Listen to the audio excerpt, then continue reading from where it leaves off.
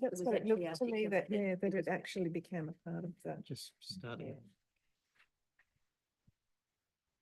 Welcome to this meeting of the Waverley Local Planning Panel.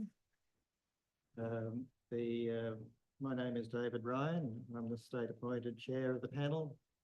With me on today's panel, Sue Hobley and Megan Jones, who are the expert panel members, and Sam Marshall as the local representative on the panel. Before we commence, the panel respectfully acknowledges our Indigenous heritage and recognises the ongoing Aboriginal and traditional custodianship of the land which forms this local government area. There are no apologies. Prior to the meeting, all panel members completed declarations of interest forms for items on the meeting agenda. No interests were declared, but I will call upon each of the panel members to make any declarations of interest. Sue? None. No. I have no. Megan? I have no conflicts. Sam? No conflict. And I also have no conflicts of interest. Based on the procedures of this meeting, we'll now commence the public hearing component of the meeting. I will introduce each item in the order listed in the meeting agenda, and will then call each person who is registered to speak on that item. Each speaker will have 3 minutes to make a presentation, which will be identified, 3 minutes will be identified by Sam. I have discretion to provide a short extension if I consider appropriate. The applicant will then be provided an opportunity to address the panel and respond to matters raised by the objectors. Panel members may ask questions of any speaker. After all items have been completed, I'll close the public part of the meeting and the panel will deliberate on all of the items. The minutes of the meeting will then be made publicly available on Council's website within a few days of the meeting. I will go to the first item on today's agenda, which is DA 403 2021A, 107 Ramsgate Avenue, North Bondi, modifications, including internal and exterior design requirements. I have no one registered to speak against this item. I have registered Lee Cosnetta, who's here on behalf of the applicant. Mr. Cosnetta, do you wish to present? Thank you, panel chair. In light of the recommendation in the report and the work that we've been able to do collaboratively with the planning officers to get to this point, I'm effectively here to answer any questions you may have. We accept all of the conditions in the report as stated without exception and request that the panel accept the recommendation of the staff. Thank you. Anyone have any questions? I do. Yep. Can you hear me? Yes, I can. Thank you. Okay, sorry, I just want to check. I just want to hear your response to my concern that instead of having a visitor space on site, you're proposing to allocate a car space to one of the units. Given that parking is at a premium in this area and that the unit services more than 2 residents, I'd just like to hear your response to that, because the previous panel required it to be a visitor space. Yeah, that's a great question. Parking in Ben Buckler is extraordinarily difficult for a visitor or a resident. Personally, and with the support of Waverley's development control plan and the controls in the parking chapters in those plans, there's a preference to provide parking for residents in these situations when parking is difficult, because they are a permanent victim of the struggle to find parking in these areas, whereas a visitor is a temporary victim of that issue. The DCP is very clear that until you start providing more than 5 parking spaces, there's no requirement to provide visitor spaces.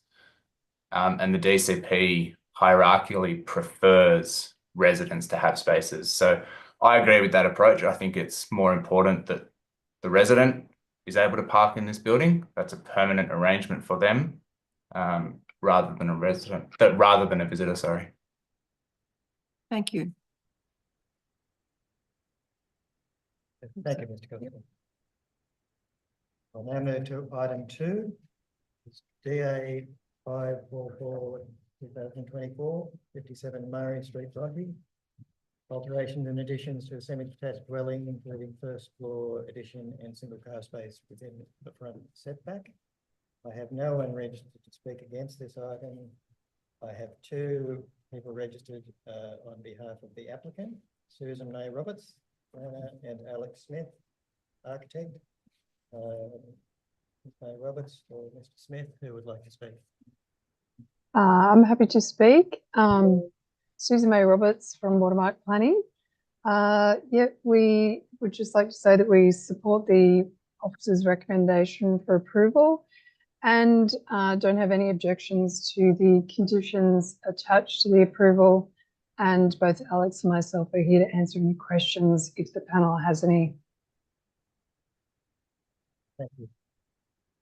Any questions for that? I do. Okay. I'd just like to hear your response to why they should not comply with the landscape requirements on this development, particularly with regard to the requirement that there be 50% landscaping in the front of the site. Alex, I'm happy to answer that question. You might want to add to it. We believe that from a streetscape perspective, there's no impact with the height, the existing and proposed height of the wall on the street frontage. We believe that the provision of the car space is very, very beneficial to the residents of the semi. So the provision of landscaping throughout the site otherwise complies. And we believe that's sufficient for the residents of the dwelling, as well as substantial balconies to provide private open space for the benefit of the residents as well. And the provision of landscaping within the front setback also matches that which is to be provided with the adjoining semi. Alex, I'm not sure if you want to add to that.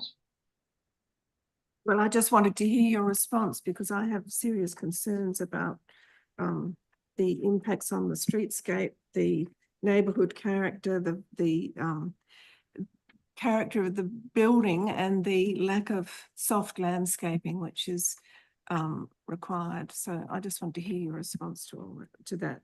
Thank you. Can I ask a question? Yes. I wouldn't mind if you could just clarify what's happening with the front veranda, because the renders show it retained, but the plans show it gone, but the scope of work doesn't show it gone. I'd probably defer that to Alex. I'm not sure that he is on the call. However, I do know the front veranda is being only marginally altered to allow for the car space within the front setback, similar to what is being proposed, potentially already approved at the adjoining semi. This modification won't be seen from the streetscape because of the existing and proposed height of the front wall. It's only a minor change to the front elevation. I believe that is shown on the site plan. It's shown on the elevation that the Yep. veranda is staying, or a part of the veranda is staying, and it's shown on the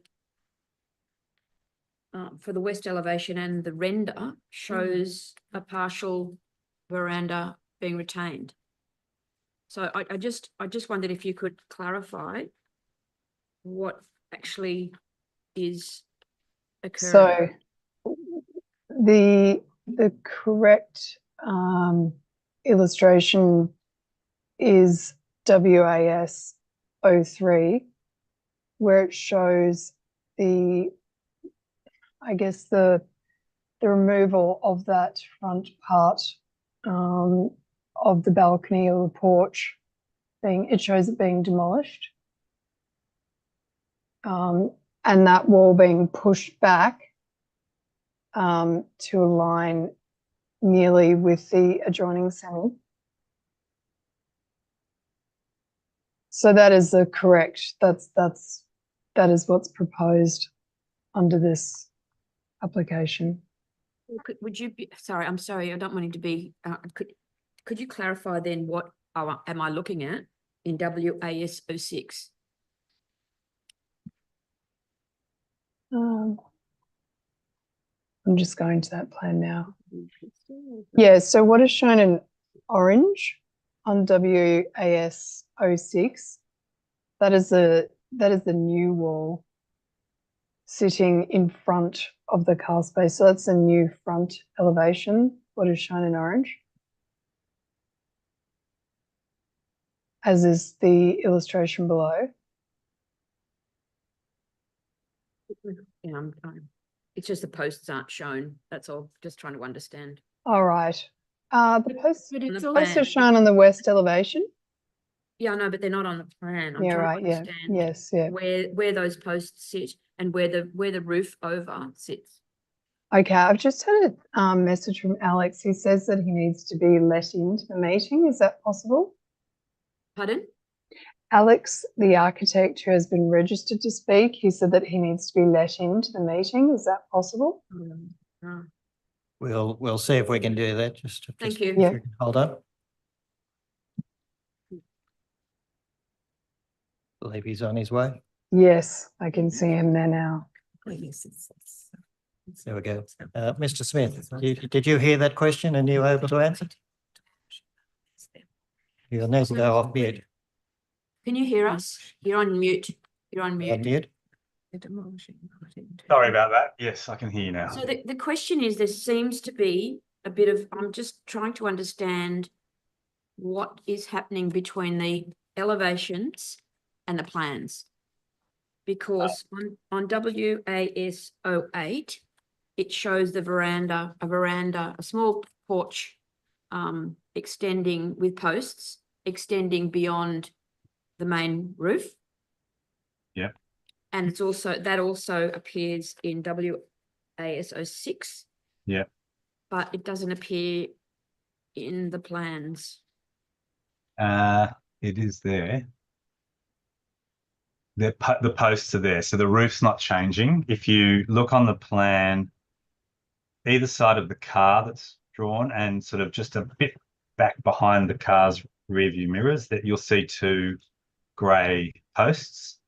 Right. Okay. So we're not okay. we're not removing the roof. No. Okay. Thank you. Yeah. There. Any more questions? No. Yeah. Okay. Now, thank you, Ms. May Robertson, Mr. Smith. Thank you. Thanks. Now move to item 3, which is DA 326 of 2024, relation to 140 to 142 Kalua Street, Bondi Beach, alterations and additions to a DA, including an additional level to the approved development associated amendments at all levels and provision of affordable housing. I have one speaker registered in objection to the application, Mr. Brett Ryman. Mr. Ryman, I can see you there. You have 3 minutes to address the panel. Great, thank you, Chair. I'm grateful for the opportunity to address the panel. My name is Brett Ryman, and I'm the owner and resident of a unit located on level 5 of the Pacific building, which sits opposite this development site. I am disappointed by the council assessment team's recommendation to approve these amendments, particularly given the multiple inconsistencies with the assessment undertaken for the original DA, which was considered by the panel in 2022. As outlined in my written objections, the addition of a 5th floor significantly impacts both the views and privacy of my home. The proposed 5th floor includes a large balcony that directly faces into my living area and master bedroom. There are multiple other properties surrounding this site that suffer the same or greater intrusion of their privacy, as well as significant overshadowing. The 20+ objections submitted against this DA highlight the strong community opposition to the gross overdevelopment of this site. The amenity impacts extend to properties on all sides, as well as to the broader public domain, all for the addition of a negligible number of affordable housing units. If approved, as I understand it, this would be the first development in the Waverley local government area to benefit from the increased height and FSR provisions under the SEP housing amendments. While affordable housing is critical, this DA represents the worst kind of planning. Retrofitting major changes, including a whole new floor into a project that has already reached its 3rd level of construction, should not be the way that planning for such a significant site is implemented. This approach has led to serious planning compromises, with setbacks, overshadowing, and landscaping being assessed within a rigid building footprint that cannot be altered due to the advanced stage of construction. As to why this DA should specifically be rejected, I urge the panel to consider the original 2022 DA approval, which specifically identified overshadowing and privacy concerns from the 4th floor and required significant amendments as a condition of consent. In that original approval, the 4th floor was to be scaled back to a single 1-bedroom unit to preserve the amenity impacts on neighbouring properties. Now, 3 years later, we are presented with an amending DA that increases the size of the 4th floor and adds an entirely new 5th floor. Yet council's assessment makes almost no mention of the overshadowing impacts that were so prominently called out in this original assessment. I acknowledge that the SEP housing provisions came in after that original assessment. However, the legislation is clear that the bonuses provided under the legislation are not an automatic entitlement and do not override local authorities' obligations to assess neighbouring amenity impacts. In fact, the Department of Planning's practice note on infill affordable housing provision states that the height and FSR bonus may not be achieved in full where a development would cause unreasonable overshadowing or result in substantial reduction in midwinter solar access to existing dwellings.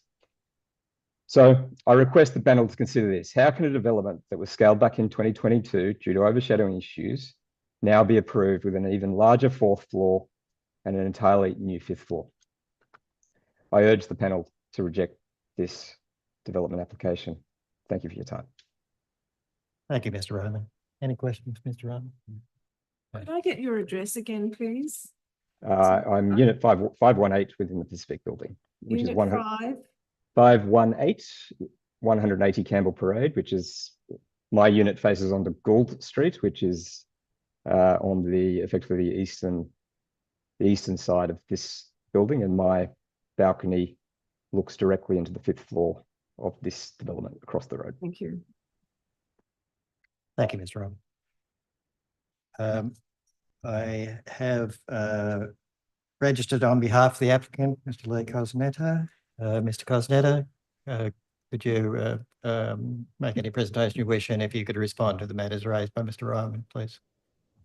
Thank you, panel chair. Firstly, my review of the assessment report is that it's comprehensive, and I thank council's officers for it.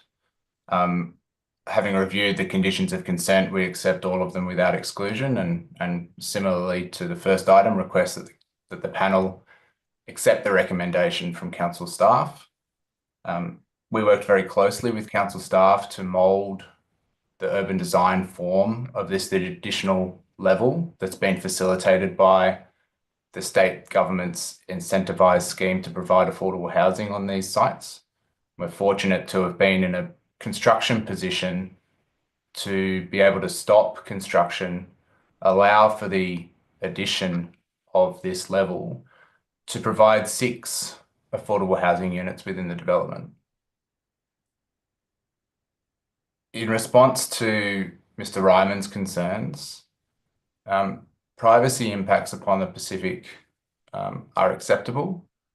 The site has a separation distance of 30 metres from the Pacific development, with a relatively well accepted metric of 12 metres of separation, providing an appropriate level of privacy. So I don't accept Mr. Ryman's position that there's an unreasonable privacy impact arising from this development on his unit. With respect to overshadowing, there's been substantial modelling provided to council, demonstrating the impact that this additional but compliant level has with respect to shading the neighbouring properties. There is no overshadowing impact to any part of the Pacific development at any time, given the separation between the buildings. There is some additional impact on the immediately adjoining southern property, which itself has controls available to it for redevelopment of a similar scale, also incentivised by the state government to put an additional level above council's controls if it were to facilitate affordable housing. That will likely be a neutral and beneficial outcome for everybody from an urban design perspective as well, that will transition our building into the height of the Pacific building, which is 1.5 floors higher than ours. With respect to views, we've also provided substantial view loss assessment documentation, and all of that has demonstrated that there is no view loss associated with any non-compliance. There is a disturbance to the aspect from Mr. Ryman's unit and others, which has been documented. That interruption arises entirely from compliant components of the building, which the SEP says, if you comply with those development standards, those can't be reasons for refusing the application. I'm available for any other questions you may have. If there was something I've missed in Mr. Ryman's questioning, I'm happy to take that on notice as well. I think they were the 3 points that I'd written down. Thank you. Thank you, Mr. Cosman. Any questions for Mr. Cosman? I have. Yes. So I've got a number of questions regarding the communal open space provision on this development.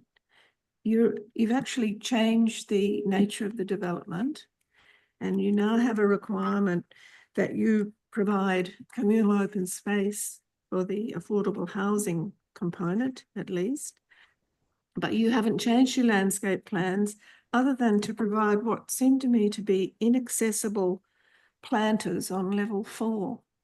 So I've got questions about what communal open space provisions are you making for the development, and how do you propose to maintain the level 4 planters? Did you consider creating communal open space on level 4 to improve the amenity and social outcomes of the development? Great questions, thank you. The approved development has 16 units without communal open space, accepted on the basis that each of the units have adequate and generous private open space provisions. Those 16 units effectively aren't changing. They are being reallocated and redistributed such that 6 of them are available at around a 40% reduction to rental values to provide for affordable housing. But in every other way, they're unaffected. This proposal from a built form and an amendment to the building as a whole perspective is for the additional level. The additional level has allowed us to modify the landscape plan. We're able to introduce another 455 plants onto the site, arising purely as a result of this application. So there's over 1,300 plants overall. This got us another 450 odd. It also increased our landscape area by utilising better the slabs that we had for planting. We are always open, and developers are always open and often encouraged to consider accessible rooftop planting for the benefit of communal space and for the benefit of everyone in the building. My experience is that there are tensions between providing that and neighbour expectations of quiet enjoyment of their land and the noise that may be created from rooftop terraces.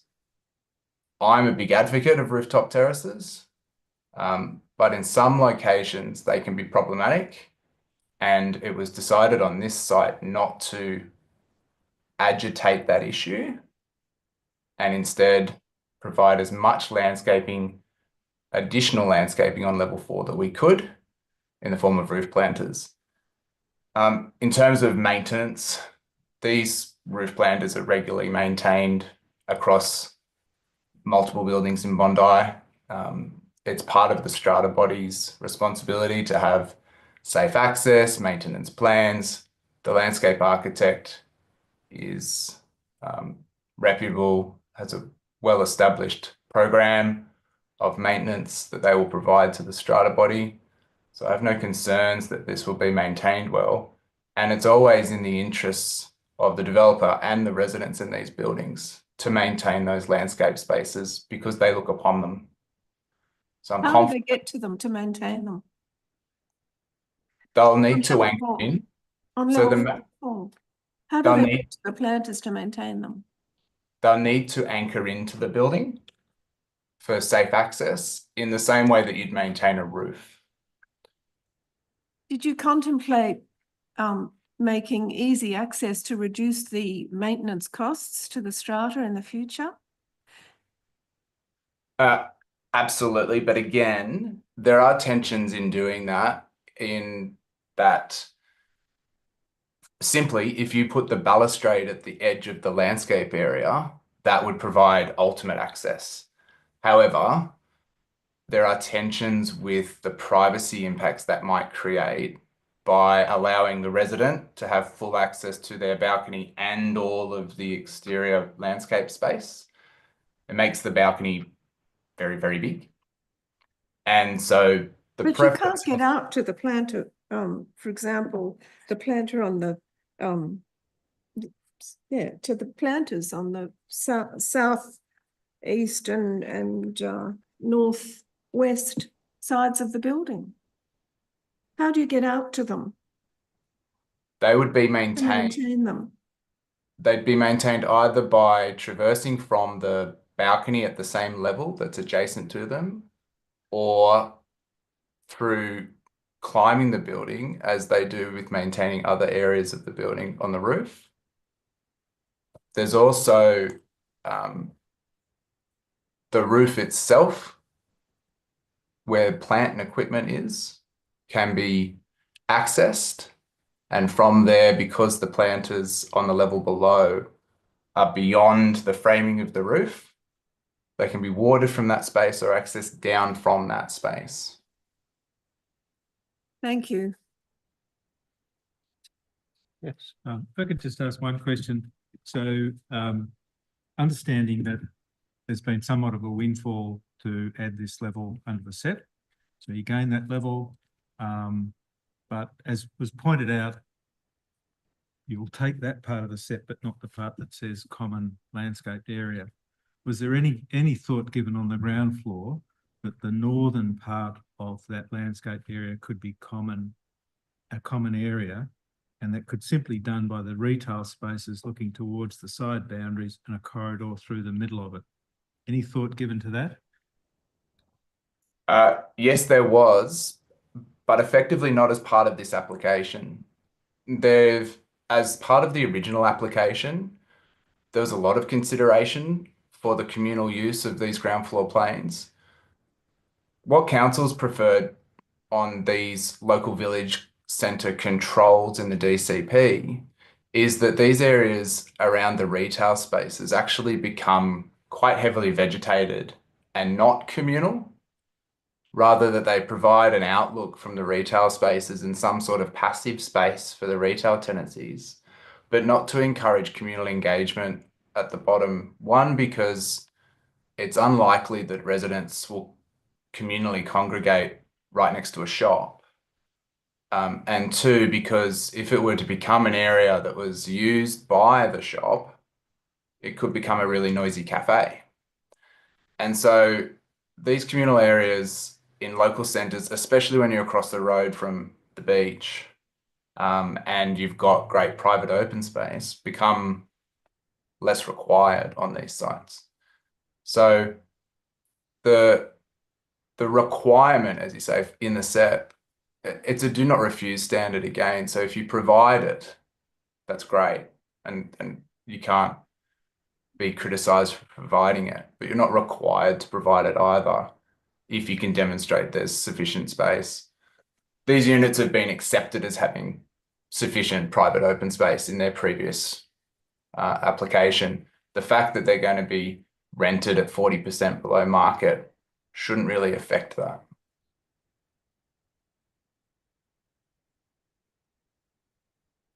Question?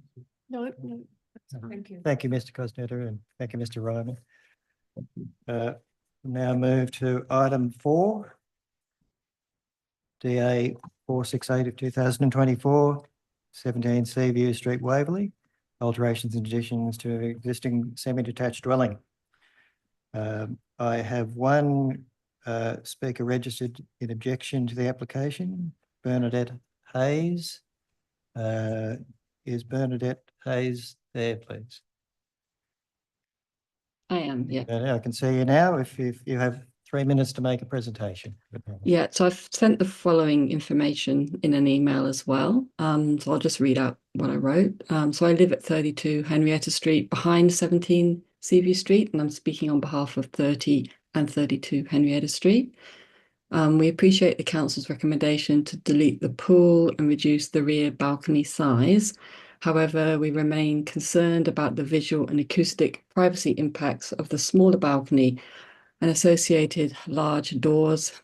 We request that privacy for our east-facing windows be strengthened by reducing the size of the west-facing balcony doors and improving the balcony fence stroke screening to provide a greater degree of privacy between 17 Seaview Street and 30 and 32 Henrietta Street, and improve the amenity for all.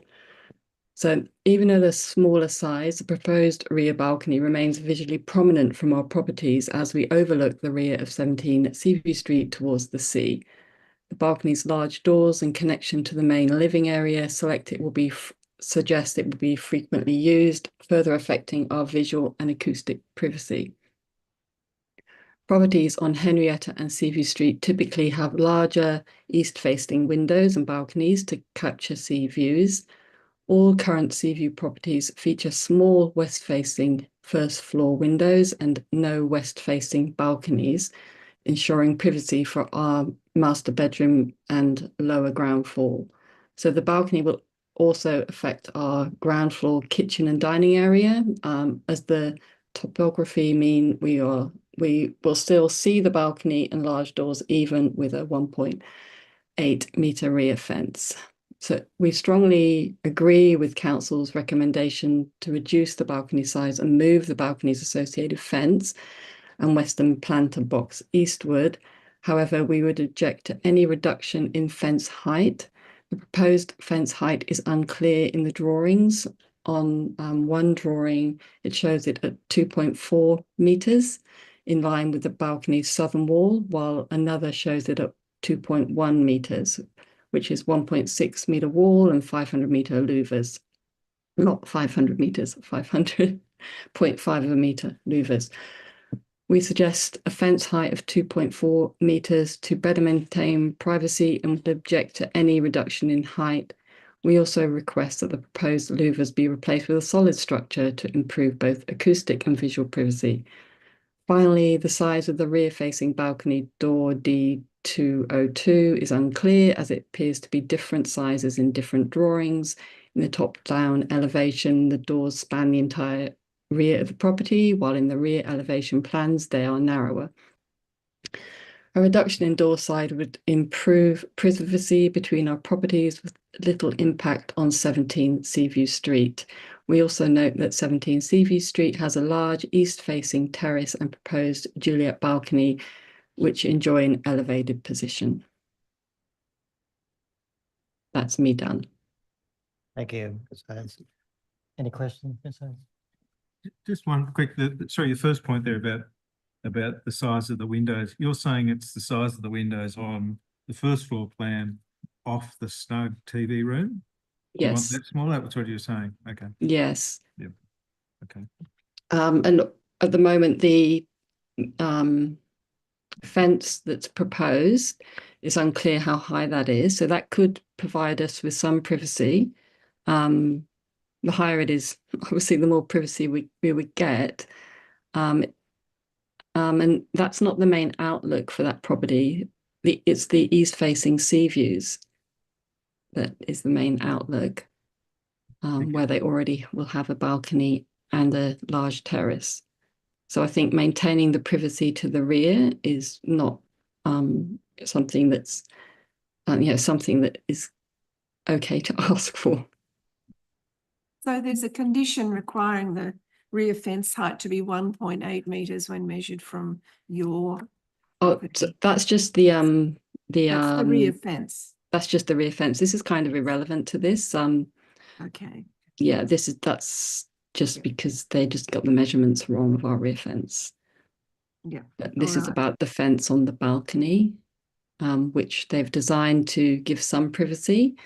And I just want to ensure that if the balcony is made smaller, that we still have that fence for privacy, and that fence is high enough that it will provide that privacy.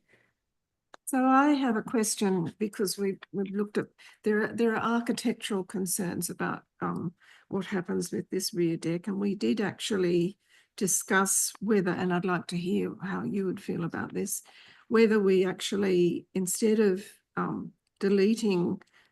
reducing the depth of the balcony, require that there be a non-trafficable area on the western end of it that is planted out. So we could actually look at requiring climbers on the fence, a fence of a suitable height, and plantings between the terrace and the fence as well. And whether you it would be non-traffic, the requirement would be non-trafficable where they're proposing a spa instead of that have. Yes, I would be in support of that, but it really is the privacy that we're concerned about, because currently we do have privacy, and that would be a very unusual event for the back of Seaview properties. They all have small windows, no balconies at all on the back. Yeah. Okay. Well, thank you. Okay, thank you. Thank you, Ms. Haynes. I have registered Anthony Betros to speak on behalf of the applicant. Mr. Betros, could you make your presentation and specifically respond to the matters raised by Ms. Hayes and some alternative suggestions made from the panel? Good morning, all, and thank you, Ms. Hayes, for the submission, and I'll try and respond to that if I can share screen, if that's acceptable. I'll just show you what was previously proposed.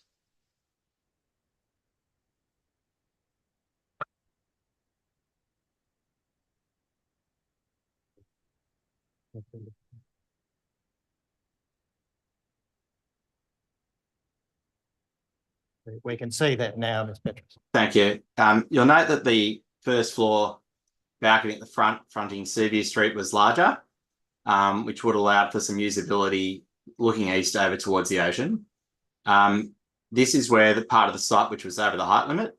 So as part of the assessment process, this was reduced to see, so this is what's before you now, which is now just a small Juliet with 500 mil. If you can see that 500 mil on the new as sought by this application now.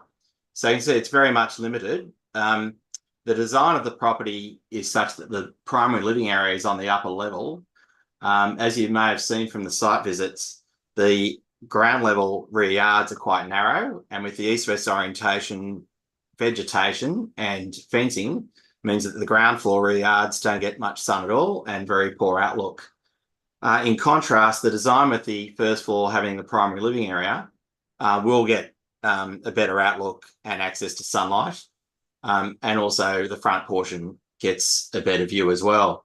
So I take into consideration, the points raised in regard to privacy, and the officer's report, you'll note, address those issues. And if you can see the excerpt of the officer's report on the screen, the council notes there's a minimum separation of 20 metres between the sites, and that Henrietta Street's properties are also elevated above those of the Seaview properties. So visual privacy is retained. So I think what we're really talking about here is now the acoustic. In my opinion, we would satisfy the DCP provisions, which I now share with you, where it says if you are wanting to have a greater than 10 maximum depth of 1.5, satisfy these provisions. The portion where the deck is proposed at the rear is well below the height standard. We comply with the setback controls, and it's not a deck where you've got just some slats or just a planter bed at all. It's actually surrounded by quite tall masonry walls, along with landscape planter beds. So you can see that here on the floor plan. And then if you look at the section as well, you can see how it sort of scallops out on the northern side to capture sunlight. But then these walls are in the order of 2 meters to the west and also to the south. So 2 meters more than adequately addresses any, in my opinion, visual and acoustic concerns, given the solidity and the distance of separation. The intent of the reduction to reduce acoustic in a normal residential environment, I think, is quite unreasonable. I don't think the day-to-day usage of that area would generate any adverse or unreasonable acoustic impacts beyond that of a standard dwelling. Just in terms of the context as well, if you can see the PDF view of the aerial, you'll note this is the subject site here. You'll see the elevated nature of the properties on Henrietta Street, all with very large openings, as was alluded to, in order to capture the views over the top of the properties on Seaview. You'll also note these larger decks here on the newer dwellings further to the south. And again, it's not uncommon throughout. This is in Waverley Street, just further west again. You can see sort of larger openings. So it's not like it's a prohibition or that it's uncommon that you do have decks larger, particularly in those circumstances where there's a desire to capture views. You can see there's a lot of mutual overlooking here from these aspects. And I think it's more the masonry elements and the provision of the taller screens in terms of masonry walls and the planting, which will provide that acoustic shielding to address any concerns raised. There's no prohibition for above ground pools either in the DCP. And you'll note the spa is only limited in size and is completely concealed. It says it should be at the rear, have no streetscape, and not issue any visual or acoustic concerns. The spa will not generate any of those impacts. So ideally, we would seek to delete both conditions, but I understand that in contrast, we would at least seek to retain this usable patio area, as for the reasons outlined earlier. I can keep going on against all the objectives of the controls, but I think I've said enough to hopefully address those concerns raised from the neighbour, and also why the condition should be deleted. Thank you, Mr. Petros. Could I just check, so your primary submission is to delete the condition in its entirety.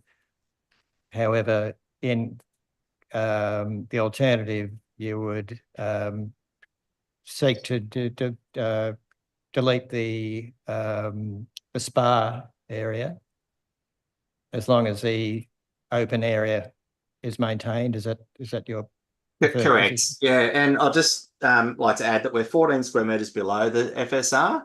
This area could actually all be living area and still be behind the primary building lines of those properties either side. So the applicant has chosen to have a more sort of indoor-outdoor scenario rather than extending the built form, which could, by all means, come out to enclose this whole area and then have a deck beyond it. So we thought, on balance, the desire was to have that more indoor-outdoor area. As I said, surrounded by 2 metre high walls, so they are quite large. It's not your standard 1.6, slatted privacy screen. That will contain each of the impacts that were of concern, in my opinion. Thank you. Did you hear Ms. Hobley's suggestion as an alternative? If I take it to understand, it would be more or less the extent that the landscape plan has shown, if you can see where I'm pointing at the moment, would be extended to where the spa is. That Yes. would maintain this trafficable area, but create a lot more depth of a buffer, a landscape buffer. It should still be accessible in terms of maintenance from that area. It may require some crawling through to get to it, but probably if it was 1.5 meters, say, combined, rather than 1.2 plus the 0.9, it's about 2.1, which is quite deep. I would say it only needs to be 1.5 meters to be effective, whilst also allowing for maintenance. Yes, I would concur with that. But you'd be happy to require for a condition that required it to be non-trafficable soft landscape planter. On slab planting, I think, yeah, correct, yes. While not entirely happy, I think that would be a compromise that we could live with, yes. Okay. Could I just ask one question? You've said that the new brick wall, the masonry wall that surrounds that balcony is 2 meters. On the drawing, it says it's 2,400. Yeah, I was going around on the aerial. Sorry, when I heard that submission, you can see the top of the wall. Can you see the screen still? Sorry. Yeah. Yes. So it's 83.35, the top of the wall. Yeah, that's a different drawing to what I've got. And then on the floor plan, the 83. RL Yeah. is, and I measured it to be 2 meters when I did the Okay. top of the wall minus the patio level. Thank you. And that could be something that's conditioned as well to avoid any confusion or if there is a disparity. Okay, so 2 meters. Correct. And again, that's well above a 1600 Yep. mil typical. It's more to get an area that gets sunlight, some outlook and usability off the main living area. Thank you. Can I just get one clarification on what you mentioned, that that's masonry up there, but on the northern elevation, it says that it's off-white aluminium cladding. What is it? Yeah, so this is a clad effect on the northern side. That's aluminium? It is, yeah, but it's behind it. It's not it's effective in terms of being solid. If you look at the walls, sorry. When you were talking about it being masonry up there, what were you referring to? The walls internally, can you see that? It's clad on a masonry wall. So can you see the floor plan? Yeah. And you can see the depth of the walls. Yeah. It's not like a thin, 10 mil screen. And that was all proposed to encase the spa area and the terrace as well. So that's why you needed something quite solid. And I think it's confirmed on the sections as well. Just go down. Why did you choose to clad it rather than maintain a masonry wall? I'm not the architect, Oh, but it's just, I suppose, giving that lightweight presentation of the upper level. I'll just minimize that. You can see the cladding is around the new parts of the building. okay. Thank you. So as you have your hand up, normally we don't do this, but if you have a question or seek some clarification, if you could do it through me, and then I'll make a decision on whether I put it to the applicant. Sorry, you're talking to me? Yes. So I just wanted to say that, should I ask the question to you now, or? Yes. So just the images of the larger balconies for the newer buildings, those ones on Henrietta Street, they're not larger, they're non-trafficable, those larger parts. And the other balcony that you showed was, it's down like a much further away. So there are no large balconies. In fact, there are no balconies on the back of Seaview properties. And also I didn't want to give the impression that I was okay with a large, with the balcony having a non-trafficable planting area if it was larger than the 1.5 meter deep, which is, what council allows. I would not be okay with that at all. Okay. Thank you. I'll just take that as a comment. So thank you very much. Oh, sorry, one more comment. Actually, the back fence is part of that 2 meters or 2.1 meters or 2.4, whichever one we can work out from the what's being said, is louvers. So it's on the plans, it's not actually solid, which I would advocate for solid.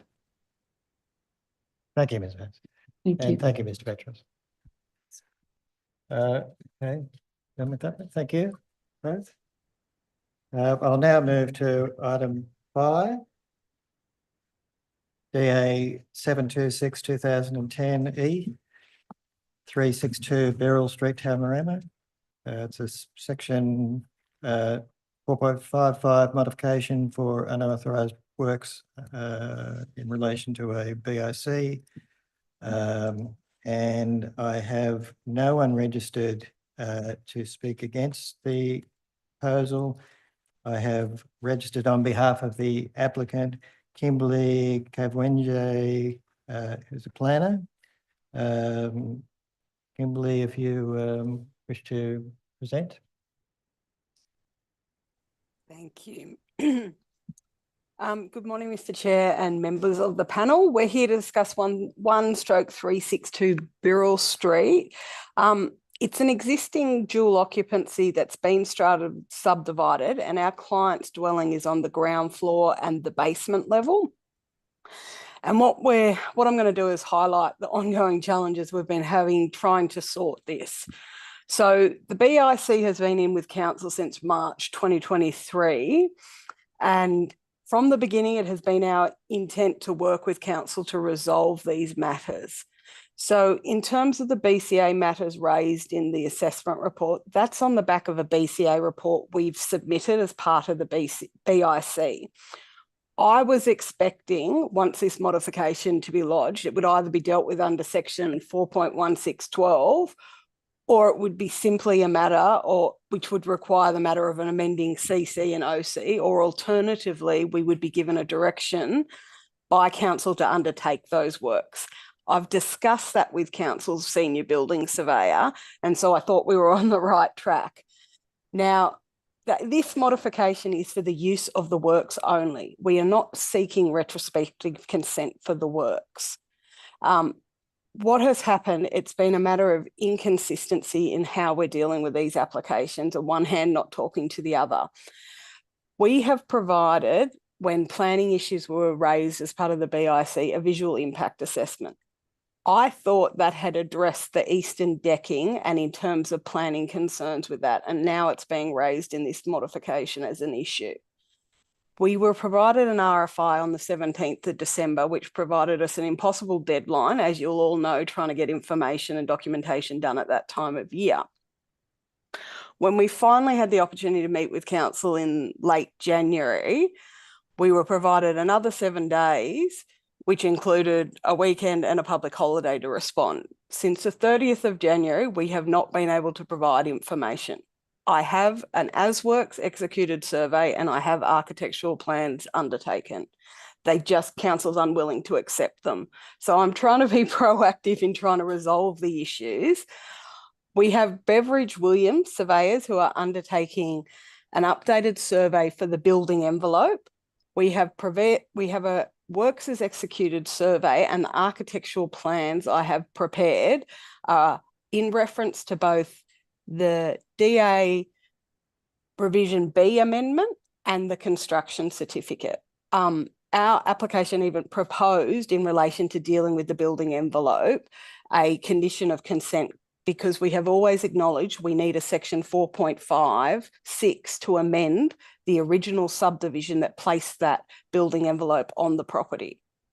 We are requesting a referral for an opportunity to submit the updated survey and plans. It will enable us to sort out the inconsistency and the building envelope issue. We just want a consistent, reasonable way forward to finalise this. So I'm happy to ask any questions and provide any explanation. I just have a couple of, firstly, in relation to your deferral request, how long are you seeking the deferral to be? Or in what time will you provide additional information? I can submit it today. It's been prepared. So this is what I mean. I have the survey, I have the architectural plans. So all of the issues that have been raised in the council's report in relation to uncertainty about what's involved in the application, you're saying you have and can submit, excuse me, and you can submit in what time frame? I can do it this week.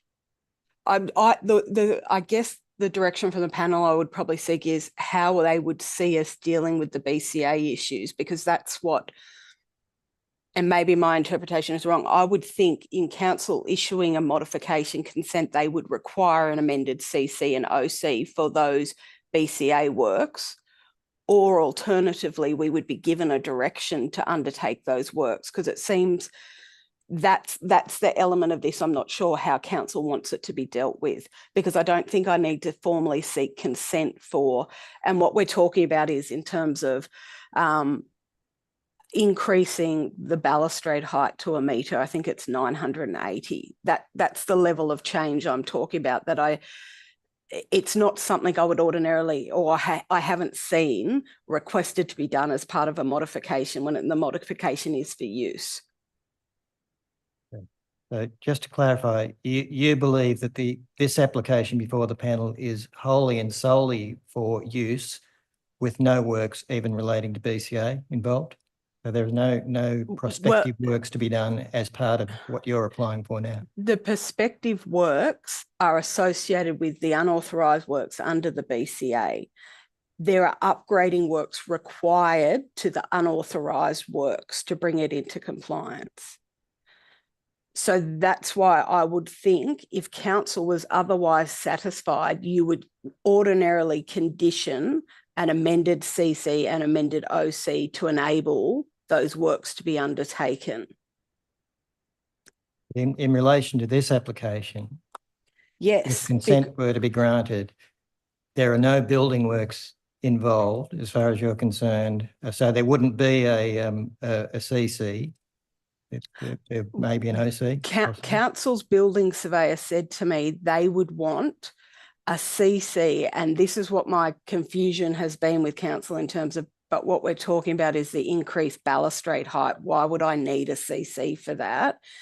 But council's building surveyor said to me he would ordinarily think, because he requested me to put the mod in, that council would require an upgrading works to be certified as part of the modification. But this is, you're saying this application is for use. Yes. The And use of the if works. it's for use, there would be no building works attached to this application. So this is where this is where I'm unclear as to why council are bringing in terms of works associated with the BIC that need to be regularised and need to be brought into compliance under that application, why it's being brought up with as part of this modification application. Okay, thank you for that. Any questions?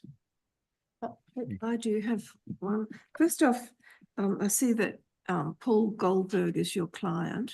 Yes. Did Paul purchase this strata after these works had been done? No. No, so he undertook the unauthorised works. Development. Yeah. Yes. Right. Okay. Thank you.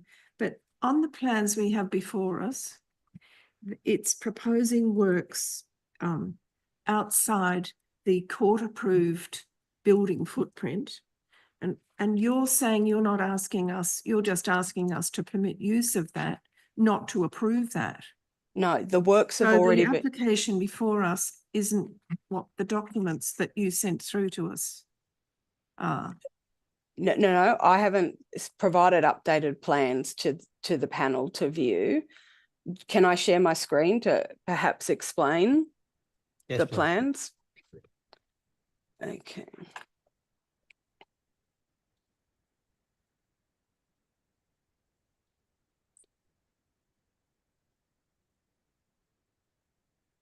We can see that now. Yeah. So here, this deck has been constructed and that's sited outside of the building envelope. The building envelope's notated on the updated plan, and I'll show you the basement level. At the basement level, there's a wall, which the Beverell Williams survey I've got done specifically notates the encroachment of 6 centimetres. And then this is the decking outside of the building envelope on the northern side. So I have had plans prepared to clearly show where the envelope sits on the property and where the works extend outside of the envelope.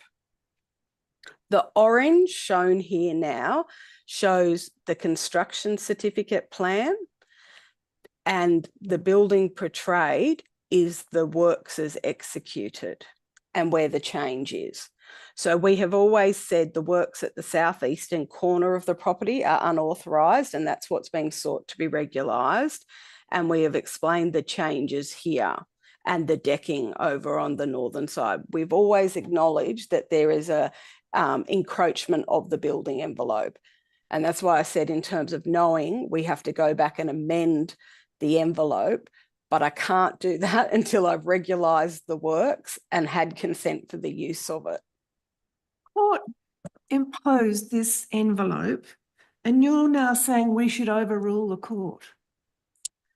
No, Sorry, I'm just feeling Yeah. frustrated when this went to the Land and Environment Court and they produced a footprint which was, you were required only to carry out works within that, and you've clearly breached the Land and Environment Court's ruling.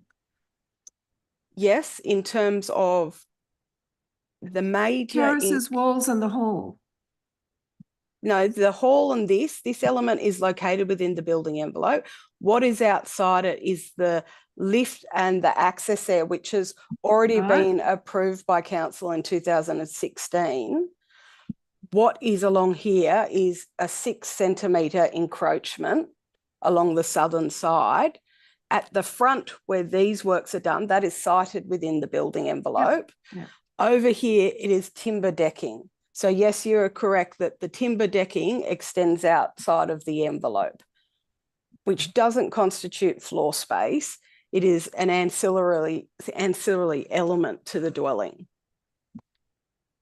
I also, just this is a comment, I also note that council imposed a condition with regard to the landscape plantings Yep. that relate very strongly to their investment in Tamarama Park's natural heritage, and the CC approved a landscape plan that didn't comply with those species that council had required in the DA. So I am concerned about that aspect of this development also, that you haven't complied with council's landscape conditions. I don't think there's any need to well, respond to that. I You think- don't need to respond. Yeah. I'm just flagging I that- understand that. that I would probably keep, just to provide in terms of my involvement in it, the CC was issued in 2013. There was a specific requirement for some species to be replaced, which were on the revised plan undertaken in terms of the 6 species, from my understanding, in terms of addressing condition 3. Okay, thank you. Any other questions? Could I ask one question? Why didn't you provide comprehensive plans in the first place? You're saying you're doing it now. These plans are really ambiguous. You don't say what the tones are. You don't show the sewer through the site. You haven't provided a survey or shadow diagrams. Why weren't they done at the outset? There has been inconsistency in terms of information provided. For example, I did do a GIPA, and the information I was provided in August 2024 did not include the revision B plans. So when the documentation was provided, I didn't have those approved plans. I got them this morning. So what I have worked on in terms of preparing the documentation since that point, and since understanding that since January, has been working off the construction certificate plans. Why bother putting these plans in? Because we were told to, as part of the BIC, and it was on the back of us giving a directions in terms of to lodge a BIC for unauthorised works.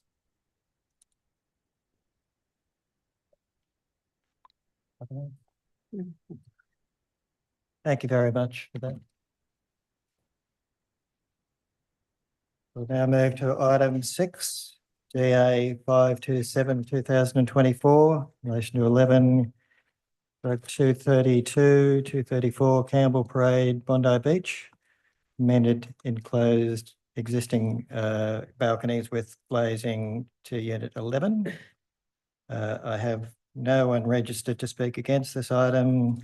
On behalf of the applicant, I have Joseph Alika registered. Mr. Alika, are you there?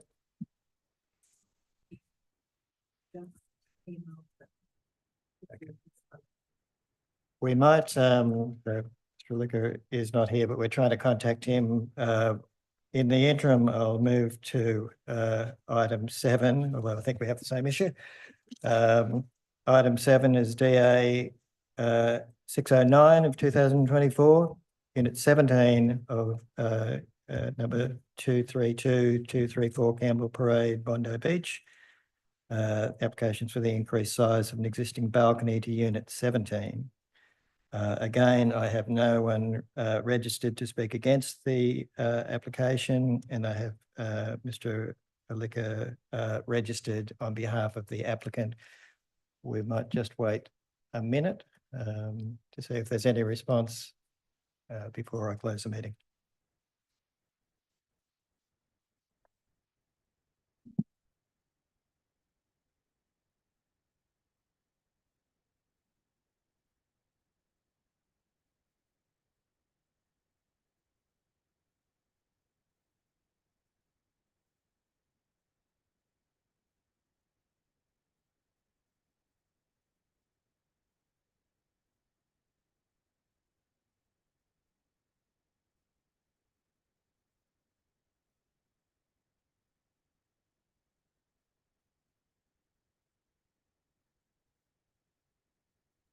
Okay, Mr. Alika doesn't seem to be contactable.